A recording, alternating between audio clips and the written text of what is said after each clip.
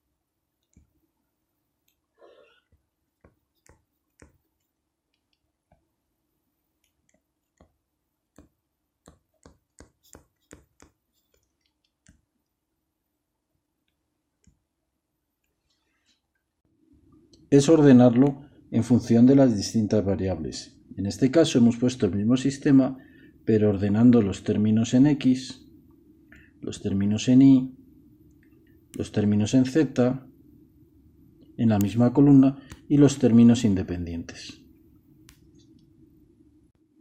Una vez tenemos ordenada la matriz, el sistema de ecuaciones de esta manera, vamos a llamar expresión matricial a aquella en la que por una parte tenemos la matriz de coeficientes, que podemos llamar A,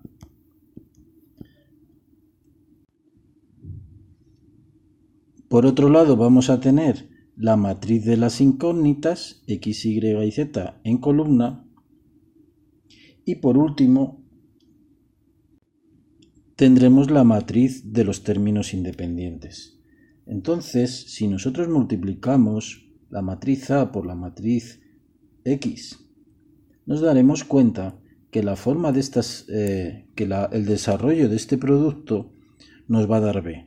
Esto es así porque, por ejemplo, si multiplicamos el 1, la fila 1 por la columna de las X, veremos que estamos sencillamente obteniendo la primera ecuación lineal.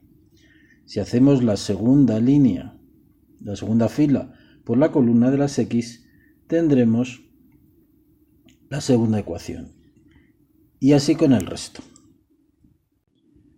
Por lo tanto, vamos a llamar expresión matricial y la vamos a utilizar especialmente aquella que multiplica a la matriz de los coeficientes por la matriz de las incógnitas y da como resultado la matriz de los términos independientes. De igual modo, aunque en esta lección se utilizará mucho menos, podríamos obtener una expresión vectorial de este sistema de ecuaciones. Para ver la expresión vectorial pondremos en columnas las matrices columna de cada uno de los coeficientes o de la columna de coeficientes de la columna 1 y lo multiplicaremos cada uno de ellos por las respectivas variables.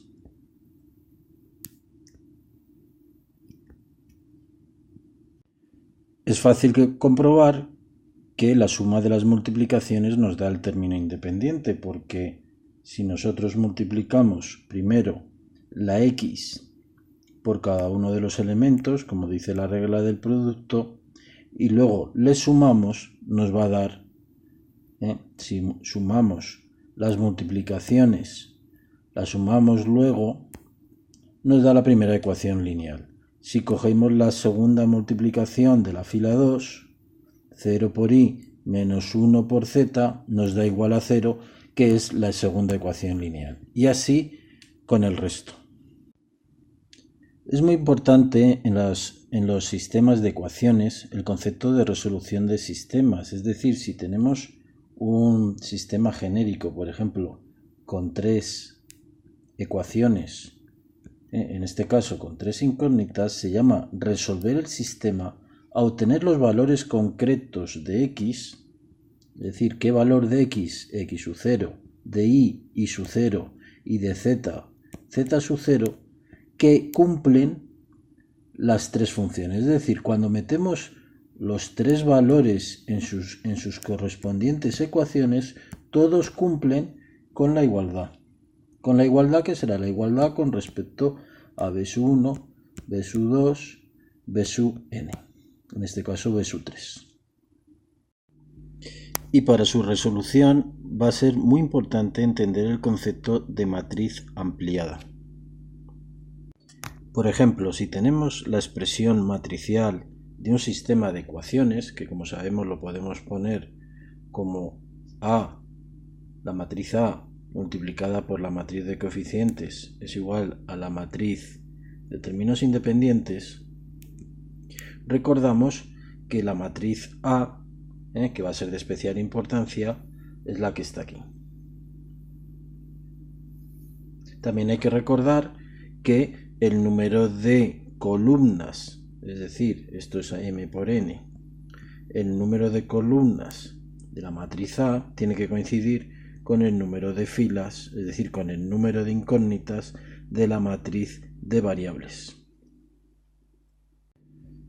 Entonces, si tenemos la matriz A, vamos a llamar matriz ampliada A asterisco, y como digo va a ser de especial importancia, a la misma matriz A la que vamos a añadir como última columna precisamente la de los términos independientes, es decir, esta matriz,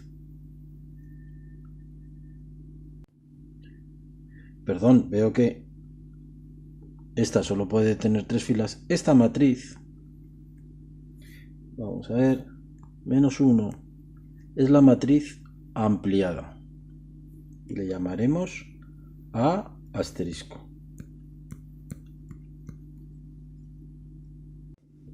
Y antes de ver cómo conocer el número o la solución de un sistema, vamos a ver qué tipos de sistema existen en función de las soluciones que puedan tener. Llamamos sistema compatible a aquel que tiene solución. Existe solución.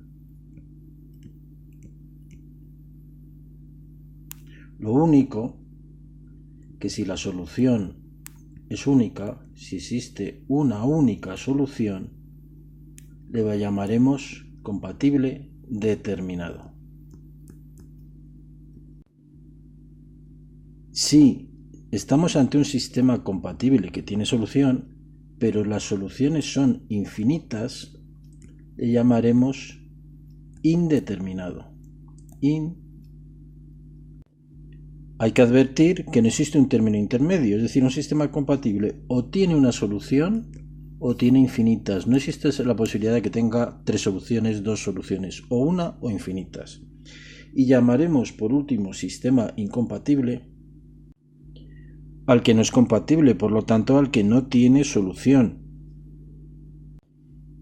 Y para saber si un sistema es compatible, incompatible, compatible determinado, compatible indeterminado, lo que nos dice Roche-Frobenius es que tenemos que coger la matriz A, que es la de los coeficientes, y ver su rango. Tenemos que coger la matriz A ampliada y ver su rango. Y en función de que sean iguales o no sean iguales, y también en su comparación con el número de incógnitas, sabremos qué tipo de sistema es. Por lo tanto, repitiéndome, cogemos A, importantísimo, y su rango, cogemos A' y su rango, y cogemos R, y vemos si son iguales o no.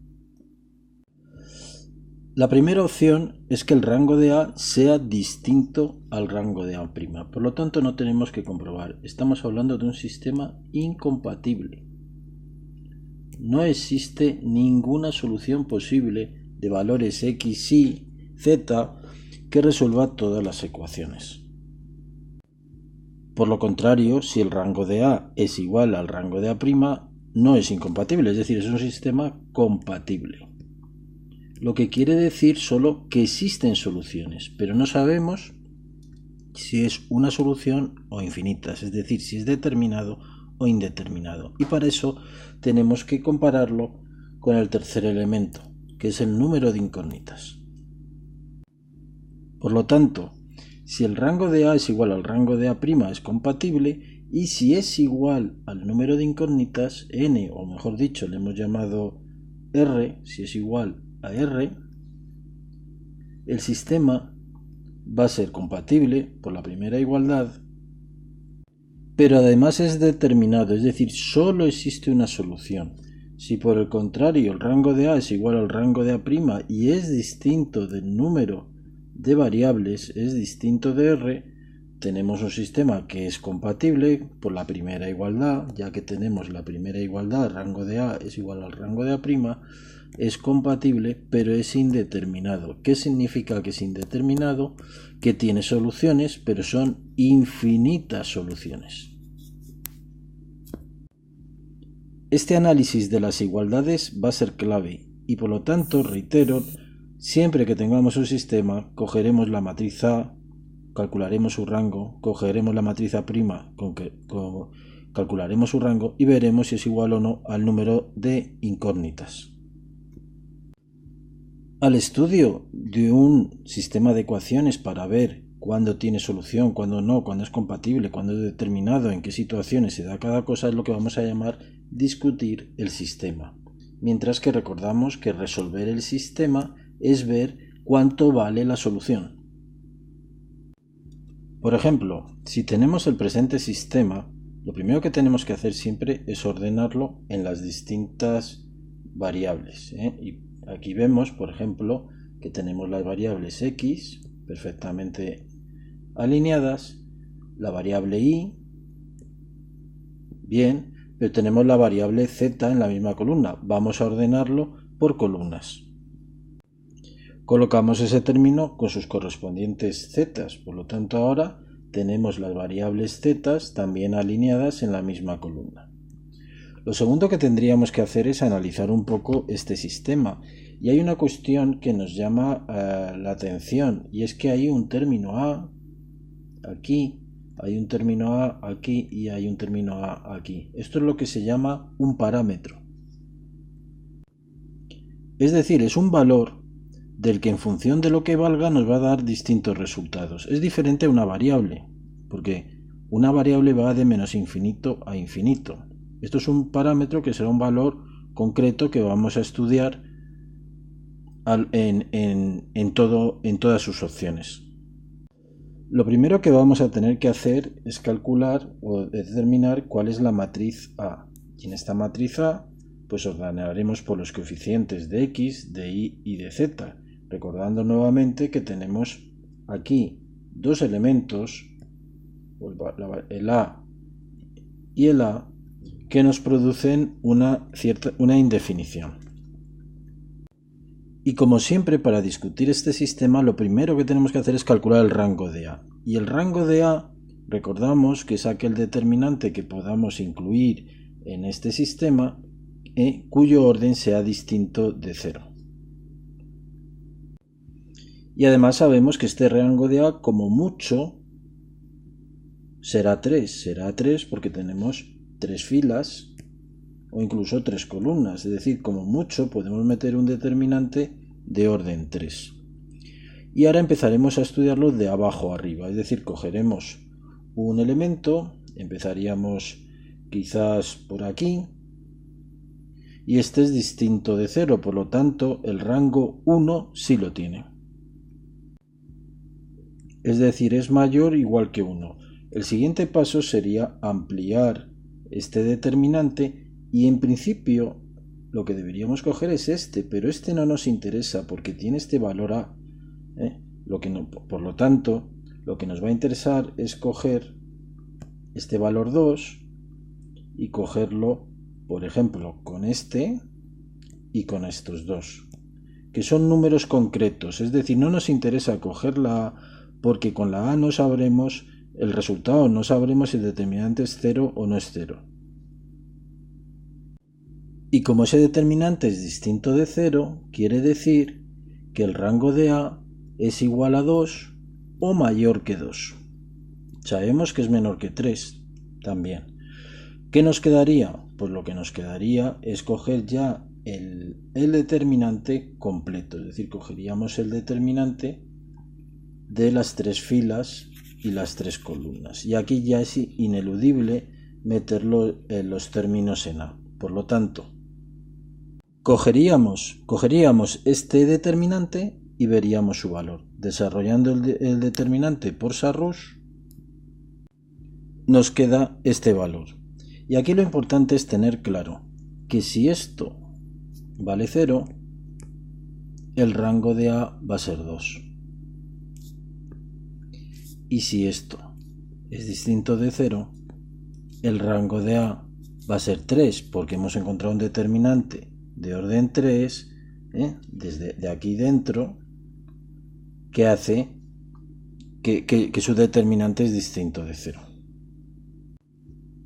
Es decir, si igualamos este resultado, lo igualamos a 0, vamos a ver qué valores concretos de A hacen que sea 0 esta ecuación y como consecuencia el rango sea 2. Despejando, tenemos dos valores de A, el 1 y el menos 3. Evidentemente son dos valores porque teníamos una ecuación de grado 2 son dos valores que hacen esto 0 y por lo tanto hace que el rango sea 2. Consecuencia de todo esto, y sabiendo que teníamos tres variables porque la ecuación era de x y z, vamos a plantear las igualdades del rango A' y las variables con las siguientes posibilidades. Si A es distinto de menos 3 y distinto de menos 1, lo que vamos a tener es que el rango de A es 3.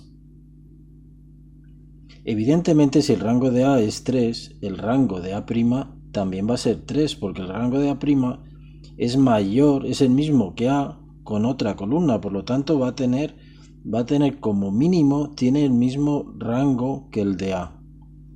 Y si el rango de A resulta que es igual al rango de A', estamos ante un sistema compatible. Y como además es igual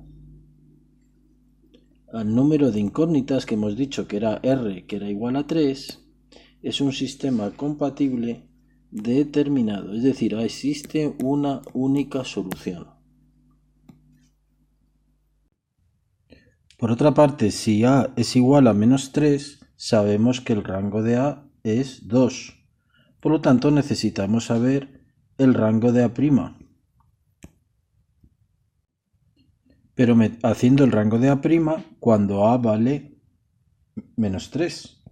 Es decir, tenemos que sustituir la A por menos 3 aquí, por menos 3 aquí, y por menos 3 aquí, y por menos 3 aquí. Lo que nos da 3 desarrollándolo. Es decir, el rango de A es distinto al rango de A'. Esto significa que en caso de que A sea menos 3, el sistema es incompatible, es decir, no tiene solución.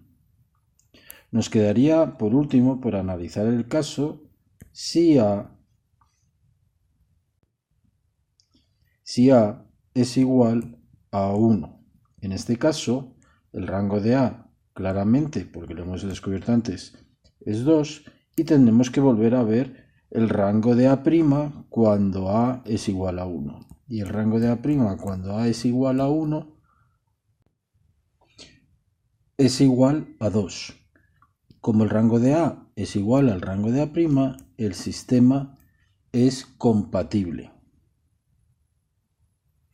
Pero como es distinto al número de variables, que el número de variables es 3, es un compatible indeterminado. Esto es discutir un sistema de ecuaciones. Y como hemos dicho, a diferencia de discutir, resolver un sistema es ver qué valores o qué soluciones puede tener o tiene ese sistema. Y para eso vamos a tener tres diferentes métodos de resolución.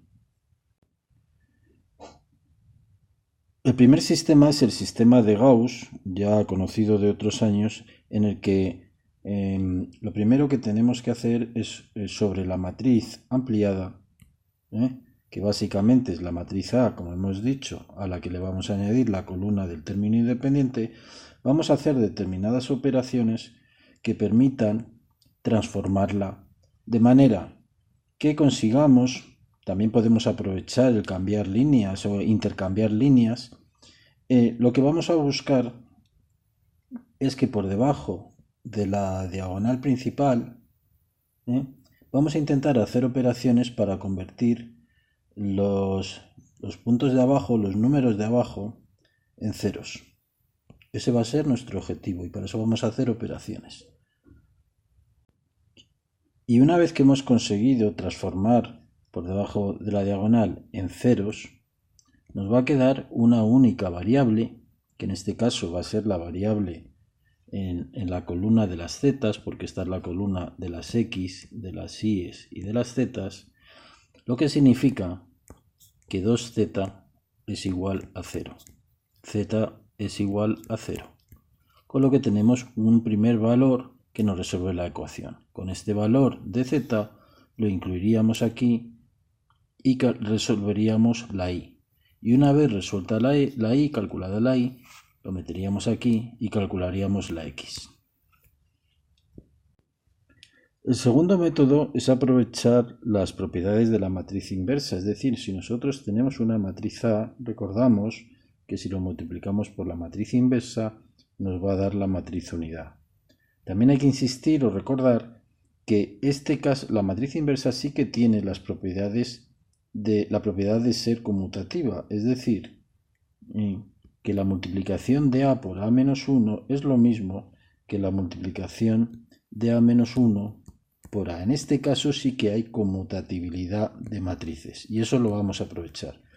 También hay que indicar a la hora de operar con matrices que no existe la propiedad de la división, es decir, que si tenemos que despejar una variable, tenemos que aprovechar el multiplicar por su inversa para despejar. Vamos a verlo con un ejemplo. Si tenemos esta matriz y tenemos que calcular las soluciones, lo vamos a convertir en la expresión matricial, que será esta, donde tenemos la matriz A de coeficientes multiplicada por la matriz de incógnitas igual a la matriz de términos independientes. Entonces, a nosotros lo que queremos saber, buscamos cuál es el valor de esta matriz, pero la queremos despejada. Entonces, para despejar este término, lo que tendremos que hacer será multiplicar por la inversa de A para que esto nos quede el valor 1, pero si multiplicamos a un lado por la inversa de A, tenemos que multiplicar al otro lado por la inversa de A. Es decir, nos va a quedar que el valor de x, el valor de las incógnitas, es igual a la inversa de A, que la tendremos que calcular por los métodos que vimos en su momento, multiplicado por la matriz de los términos independientes. Pero el método que vamos a utilizar con más seguridad va a ser el método de Cramer, en el que si tenemos este sistema de ecuaciones, como siempre, lo primero que calcularemos o representaremos será la matriz A, que será esta matriz de carácter cuadrado. Entonces, lo primero que tenemos que hacer es calcular el determinante de A. Y el determinante de A, en este caso, nos da 25. Entonces, para que se pueda aplicar la regla de Cramer, tiene que darse dos condiciones. La primera, que A, el determinante de A, sea distinto de 0, cosa que se da.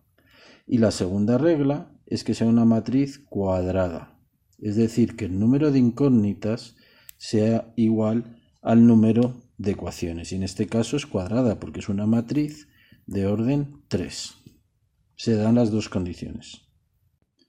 Entonces, sabiendo que cada una de las columnas de la matriz A representa las variables en X, los coeficientes en X, los coeficientes en Y y los coeficientes en Z, vamos a saber que la X, la Y y la Z la vamos a calcular por la siguiente regla.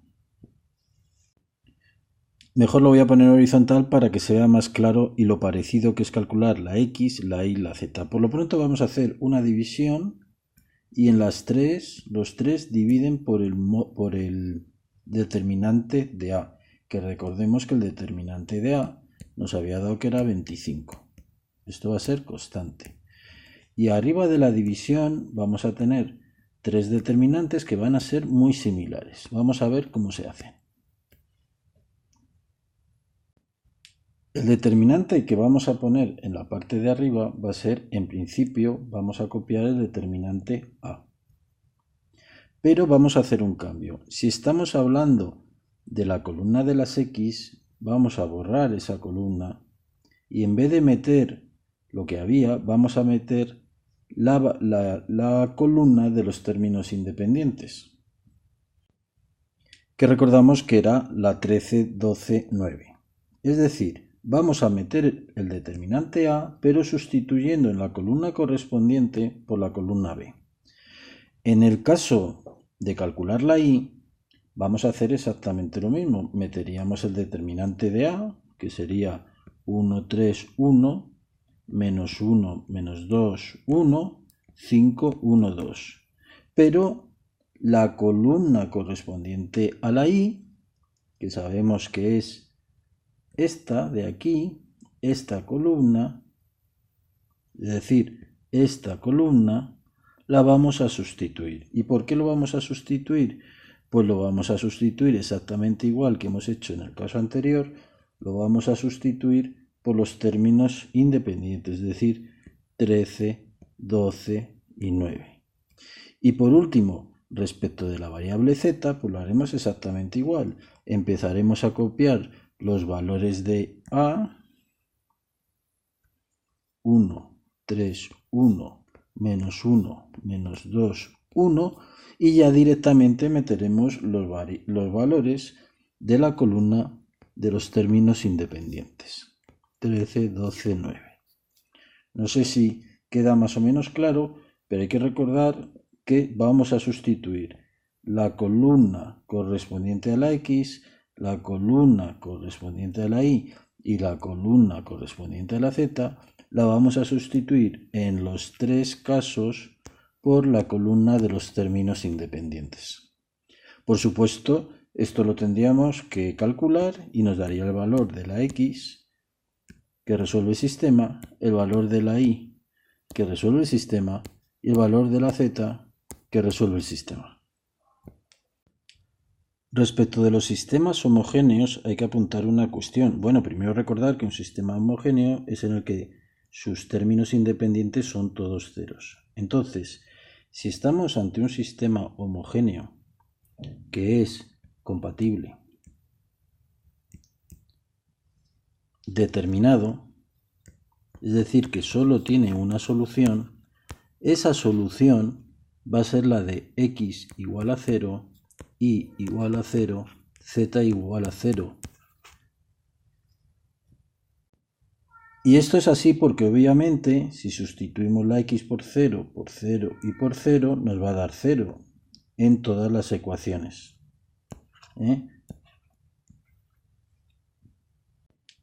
Y si ese sistema es compatible indeterminado, es decir, que tiene infinitas soluciones, una de ellas va a ser la que hemos dicho, x0 igual a 0, z igual a 0, una de las infinitas. Y esta solución se le llama solución trivial.